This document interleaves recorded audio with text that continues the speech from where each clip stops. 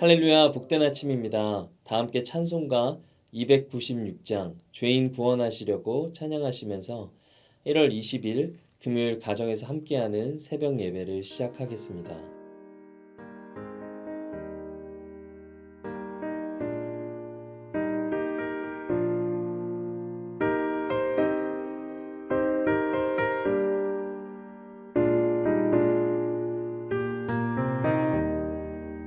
죄인 구원하시려고 피를 흘려 주시옵고 거역하고 돌아서면 채찍으로 붙드셨네.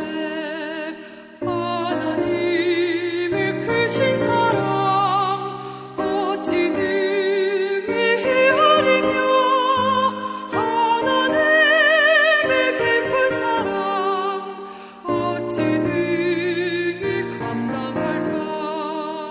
크신 은혜 우리에게 항상 내려주시옵고 환난 시험 당할 때도 당당하게 하시오니 하나님의 크신 은혜 어찌 능히 헤아리며 하나님의 깊은 은혜 어찌 능히 보답할까.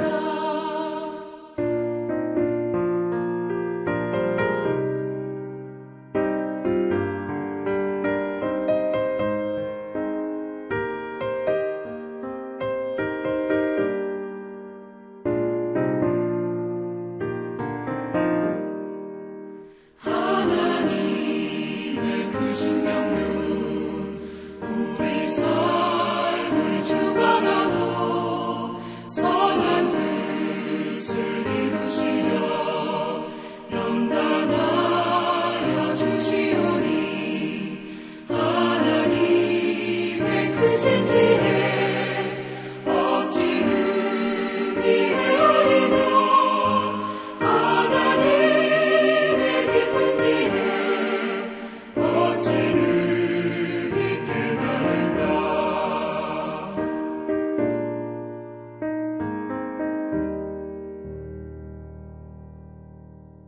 이번 주일부터 다락방 모임을 다시 시작합니다. 더욱 모이는데 힘쓰는 ANC 공동체 되게 하소서. 이 기도 제목으로 우리 함께 합심으로 기도하시겠습니다. 사랑과 은혜가 풍성하신 하나님, 이번 주일부터 이제 다락방 모임이 시작됩니다. 하나님, 오늘 이 새벽에 우리 모두에게 하나님의 은혜를 더하여 주셔서 함께 하나님의 말씀으로 모이는 공동체를 사모하게 하시고 특별히 공동체를 인도하시는 우리 다락방장님들을 붙들어 주시며 아버지 그들을 통하여서 그 모든 다락방 모임들마다 천국을 소망하며 천국을 체험하는 시간들이 될 수 있도록 주님 역사하여 주시옵소서. 오늘 이 새벽에 주님이 주시는 그 말씀 우리 마음 가운데 새기게 하시고 그 마음 붙들고 주님 앞에 나아가는 시간 될 수 있도록 주님 역사하여 주시옵소서. 감사드립니다. 예수님의 이름으로 기도드립니다. 아멘. 네, 오늘 우리에게 주신 하나님의 말씀 함께 읽겠습니다. 마태복음 9장 9절에서 17절까지의 말씀입니다. 우리 함께 읽도록 하겠습니다. 예수께서 그곳을 떠나 지나가시다가 마테라 하는 사람이 세관에 앉아 있는 것을 보시고 이르시되 나를 따르라 하시니 일어나 따르니라. 예수께서 마태의 집에서 앉아 음식을 잡수실 때에 많은 세리와 죄인들이 와서 예수와 그의 제자들과 함께 앉았더니 바리새인들이 보고 그의 제자들에게 이르되 어찌하여 너희 선생은 세리와 죄인들과 함께 잡수시느냐. 예수께서 들으시고 이르시되 건강한 자에게는 의사가 쓸데없고 병든 자에게라야 쓸데있느니라. 너희는 가서 내가 긍휼을 원하고 제사를 원하지 아니하노라 하신 뜻이 무엇인지 배우라. 나는 의인을 부르러 온 것이 아니요 죄인을 부르러 왔노라 하시니라. 그때 요한의 제자들이 예수께 나와 이르되 우리와 바리새인들은 금식하는데 어찌하여 당신의 제자들은 금식하지 아니하나이까? 예수께서 그들에게 이르시되 혼인집 손님들이 신랑과 함께 있을 동안에 슬퍼할 수 있느냐? 그러나 신랑을 빼앗길 날이 이르리니 그때에는 금식할 것이니라. 생배 조각을 낡은 옷에 붙이는 자가 없나니 이는 기운 것이 그 옷을 당기어 헤어짐이 더하게 됨이요. 새 포도주를 낡은 가죽 부대에 넣지 아니하나니 그렇게 하면 부대가 터져 포도주도 쏟아지고 부대도 버리게 됨이라. 새 포도주는 새 부대에 넣어야 둘이 다 보전되느니라. 아멘. 있는 모습 그대로 부르신 예수님이라는 제목으로 하나님 말씀 증거하겠습니다. 오늘 본문 9절에서 예수님은 세관에 앉아있는 마태를 보시고 나를 따르라 이렇게 말씀하십니다. 그런데 이 마태 본래 이름은 레위입니다. 아마도 로마의 세리 직업을 갖기 위해서 발음하기 쉬운 마태로 바꿨을 것입니다. 그런데 그 본래 이름인 레위를 생각해 보면 제사를 전담으로 하는 지파의 이름인 것을 알 수 있습니다. 이 레위인들은 어떤 사람입니까? 본래 이스라엘에서 구별되고 성별된 사람들이었습니다. 이들은 전쟁에도 나가지 않았고 하나님께 제사를 드리는 것이 그들의 업무였고 사역이었습니다. 그래서 그 이름을 보면 이 마태의 아버지는 그 아들이 구별된 사람이 되라는 이유로 레위라고 붙였을 것 같습니다. 오늘날로 치면 아버지가 그 아들에게 이 목회자가 되기를 원했던 것 같기도 합니다. 그러나 이 마태는 당시 가장 비난받는 직업인 세리의 직업을 갖고 살았습니다. 당시 세리는 타락한 장사꾼으로 여겨졌고 이 동족들로부터 멸시받는 직업이었습니다. 왜냐하면 가능한 모든 수단을 써서 정해진 세금 이상을 거두어 엄청난 차액을 수탈했기 때문입니다. 그것이 얼마든지 가능했던 이유는 로마 주둔군의 힘을 빌려서 그렇게 했기 때문입니다. 이러한 이유로 세리는 돈은 많았지만 재판정에서 증언할 자격도 없었고 회당에 들어갈 자격도 없었습니다. 더욱이 성전에 헌금도 바치지 못했습니다. 왜냐하면 더러운 돈이라고 여겨졌기 때문입니다. 도저히 죄 씻음을 받을 수 없는 사람들이었기 때문에 세리는 그 창기와 같은 위치에 있었습니다. 그래서 마태는 어쩌면 레위라는 그 본래의 이름대로 살아가지를 못했고 또 구별된 삶보다는 돈에 집착하는 인생을 선택했기 때문에 당시 유대인들에게 가장 멸시받는 죄인 중에 하나로 여겨졌을 것입니다. 그런데 오늘 본문을 보니까 이 마태에게 이상한 일이 벌어졌습니다. 자신이 살고 있는 이 가버나움 지역에서 예수님께서 하시는 설교 말씀이 아마도 반복적으로 들려졌을 거예요. 어마어마한 그런 사역들이 이 동네에서 벌어진 것을 이 마태는 들었을 것입니다. 또 베드로의 장모의 열병을 꾸짖어 물리치신 사건을 또한 들었을 것입니다. 온 도시의 환자들이 베드로의 집 문전에 질비하게 줄을 서서 온 일도 보았을 거예요. 베드로와 안드레, 야고보, 요한이 모든 것을 다 던지고 예수님을 즉각 따랐다는 소식도 들었을 것입니다.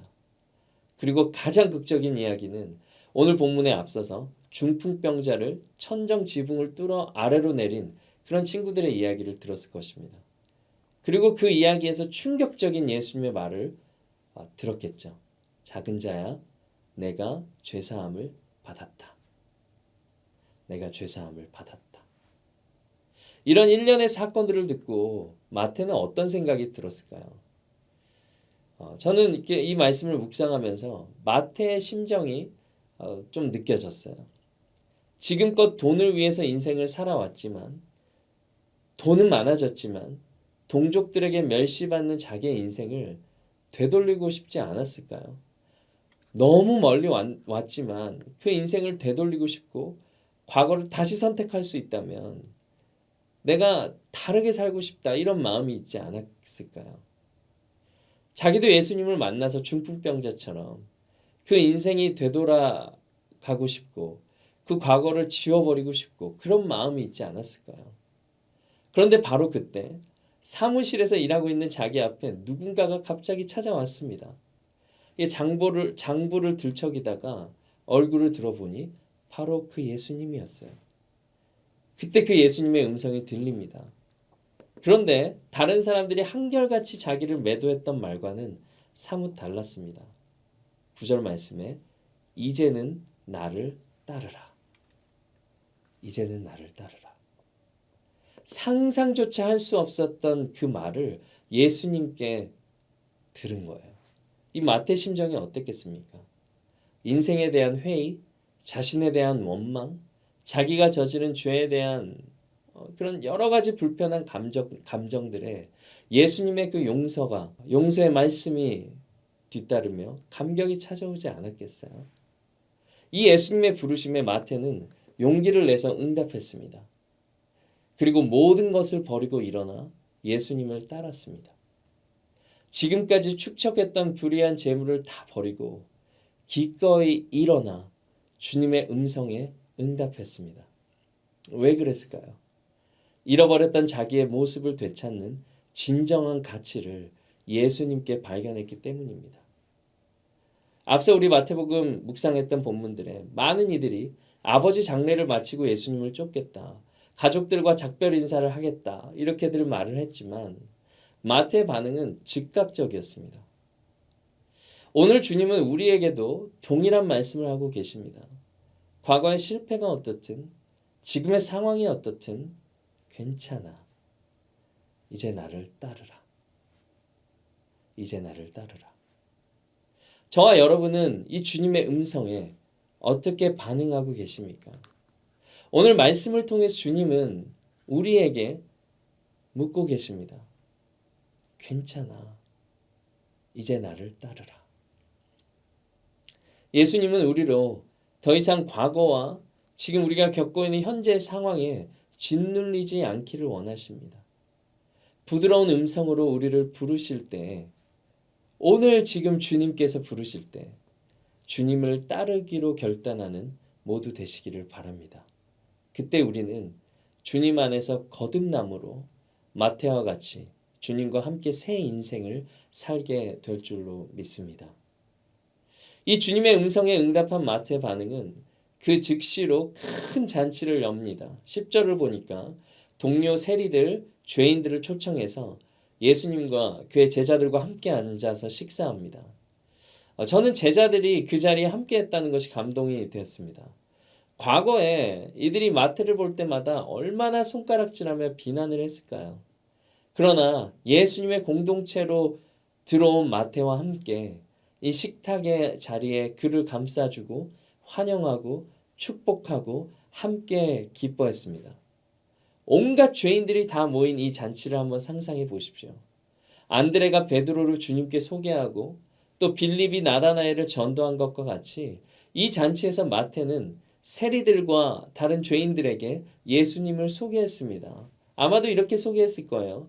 이분이 내 죄를 다 씻어주셨다고, 나를 제자로 삼으셨다고, 나에게 따르라고 말씀하셨다고, 그래서 나는 이제 새로운 인생 살 거라고. 이 간증인 거죠. 마태가 주위 친구들을 초청한 이 큰 잔치는 어쩌면 지상에 나타난 천국 잔치의 모형이었습니다.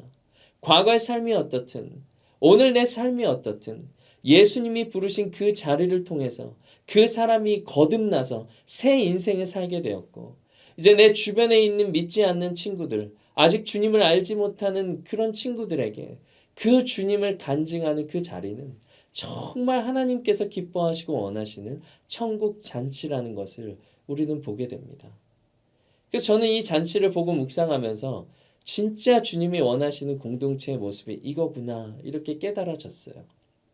우리 ANC 공동체가 또 ANC 다락방이 이런 모습의 공동체가 되기를 원합니다. 우리 모두가 죄인들입니다. 그러나 죄인들이 모였지만 서로를 인정하고 용납하고 중보하고 품어주고 사랑하는 공동체 되기를 원합니다. 그래서 천국을 경험하는 우리 ANC 교회와 다락방이 되기를 주님의 이름으로 축복합니다. 말씀 맺겠습니다. 초대교회 문서를 보면 이 마태는 말년에 에티오피아 지역에서 선교 활동을 하게 됩니다. 에티오피아에서 애굽으로 가는 길에 복음을 박해하는 사람들을 만나 창에 찔려 순교를 당했습니다. 근데 그의 인생은 주님을 만난 이후로 그 인생의 마지막까지 복음을 증거하고 자기와 같은 한 사람을 주님께로 올려드리는 그런 복음 증거자의 삶을 살아가게 되었습니다. 예수님은 오늘도 마태를 찾고 계십니다. 주님이 너무 소중하기에 주님을 만나는 순간 모든 것을 버릴 수 있었던 마태. 차고 넘치는 기쁨을 주체하지 못해 잔치를 열어 예수님을 소개하고 간증했던 마태. 이런 마태와 같이 예수님이 우리의 전부가 되어서 새 마음으로 날마다 새롭게 살아가는 우리 모두 되시기를 주님의 이름으로 축복합니다. 오늘 말씀 들은 것 놓고 함께 기도하겠습니다. 사랑과 은혜가 풍성하신 하나님, 마태의 삶에 찾아오셔서 새 인생을 살도록 허락하신 그 주님을 찬양합니다. 오늘 이 말씀을 우리에게 주실 때 마태와 같이 모든 것을 버리고 일어나 주님을 따르는 믿음을 허락하여 주시옵소서. 또한 우리 곁에 있는 이들에게 예수님을 증거하고 소개하는 마태와 같은 그런 인생을 살게 하여 주시고, 무엇보다도 우리 교회와 다락방이 천국을 경험하는 공동체 되게 하여 주시옵소서. 이번 주일부터 다락방이 시작됩니다. 하나님, 정말 천국을 경험하는 다락방 될 수 있도록 우리 모두 위에 주님의 은혜를 더하여 주시옵소서. 날마다 새 마음으로 예수님으로만 만족하며 살아가는 모두 되게 하여 주시옵소서. 감사드립니다. 예수님의 이름으로 기도드립니다. 아멘. 이제 복된 하루 되시기를 바랍니다. 이제 각자 가진 기도 제목 가지고 하나님 앞에 나아가겠습니다.